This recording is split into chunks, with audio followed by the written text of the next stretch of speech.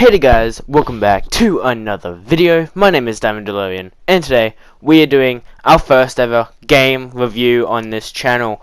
Now, the game for this week is Guardians of the Galaxy, the new adventure game made by the once damned Square Enix after their last attempt at making a Marvel video game, Avengers PS4, which ended up being an absolute failure of a game. It was more focused on being an online service than having a deep and engaging story that lasted more than a couple of hours. Coming into this game, I was quite worried about what I would find. Terrible glitches maybe, bad storytelling and writing, and maybe a sprinkle of in-game transactions. I was completely wrong.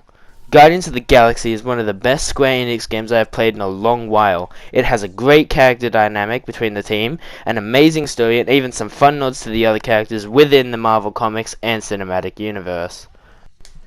The game immediately puts the player in the shoes of Star-Lord, Peter Quill, who is the leader of the Guardians of the Galaxy. He is, however, the only character that the player can be throughout the entire story, which may sound bad as the game is about the entire team, but it is done particularly well in this game. In combat and even roaming around the various planets throughout the game, you can ask different members of the team to do various tasks and attacks to beat a boss or get it to a high platform, and even solve some puzzles. The combat never felt too clunky to me, unlike the Avengers combat, which was quite jagged in the movement and attacks. Square Enix also decided to add a feature that I thought was quite interesting upon discovering it: the huddle. The huddle mechanic allows the player to call the group together in the middle of any fight or encounter. The player must listen to each of the members of the team and react appropriately to what they say. If done correctly, the team will leave the huddle with fully replenished health, while an almost endless variety of music plays during the rest of the fight. It is quite epic. You never really feel too weak playing as just Peter and Quill in the game though, as throughout the story you can unlock a variety of different skills and attacks for him as well as the rest of the Guardians. Another impressive addition to the game is that Peter's blasters slowly unlock different elemental powers throughout the story, allowing him to solve different puzzles and even stun enemies during combat, making it so much easier for him.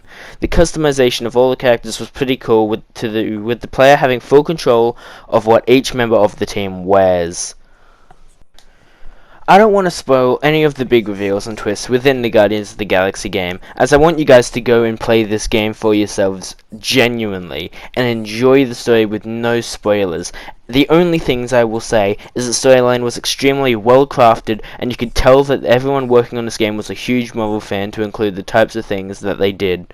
And any of the gameplay clips you see in this video have been from the first half of the game and maybe a little bit further, but not any of the end parts of the game, so nothing you've seen so far will spoil the game for you. This game only had a few things that I didn't particularly like within it. Some of the electrical puzzles that the player will stumble across really destroyed the quick-paced gameplay that just happened, and it just felt kind of jerky.